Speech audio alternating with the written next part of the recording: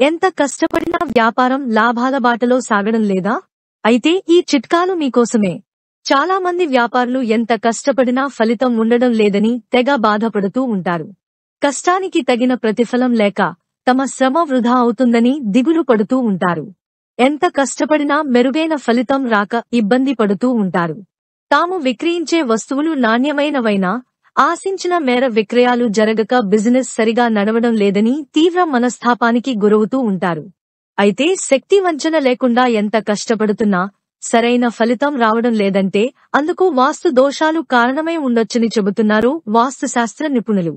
ఇక వాస్తు శాస్త్ర నిపుణులు చెబుతున్న ప్రకారం ఎటువంటి వాస్తు దోషాలు వ్యాపారంలో ఆశించిన మేర ఫలితాలు రాకుండా అడ్డుకుంటున్నాయో తెలుసుకుందాం. వ్యాపారంలో వాస్తు నియమాలు పాటించటం అవసరం.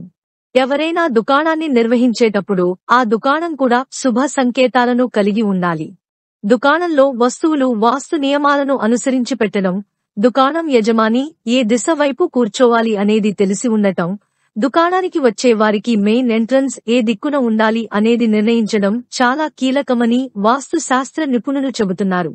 దుకాణాన్ని నిర్మించుకునేటప్పుడు దుకాణానికి తూర్పున ప్రధాన ద్వారం ఉండేలా చూసుకోవాలి.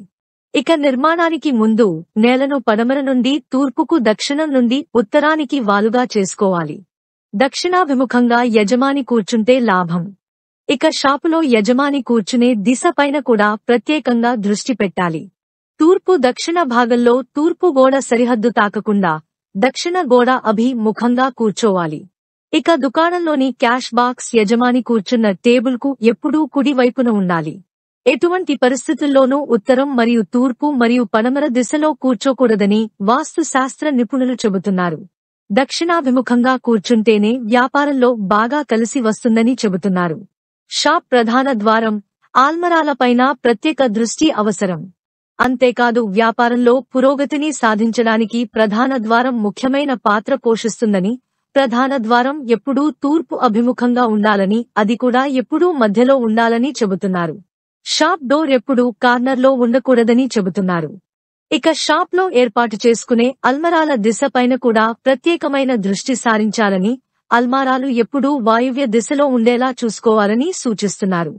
ఇక వ్యాపార స్థలంలో దేవుడికి ప్రత్యేకమైన స్థానం ఉంటుందని చెబుతున్న వాస్తుశాస్త్ర నిపుణులు పూజగది ఎల్లప్పుడూ ఈశాన్య దిశలో ఉండేలా చూసుకోవాలి అని చెబుతున్నారు. షాప్కి వేసే రంగులతోనూ ప్రభావం. ఇక వ్యాపారం బాగా సాగాలంటే షాప్కి వేసే రంగులు కూడా కీలక పాత్ర పోషిస్తాయని చెబుతున్నారు నిపుణులు.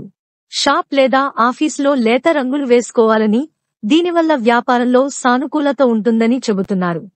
వ్యాపారం చేసే వ్యక్తి మనసు ప్రశాంతంగా ఉంటే అతను ఎక్కువ పనిలో నిమగ్నం అవడానికి అవకాశం ఉంటుందని, అందుకే వ్యాపారంలో షాప్లో వేసిన రంగులు కూడా ప్రభావాన్ని చూపిస్తాయి అని చెబుతున్నారు.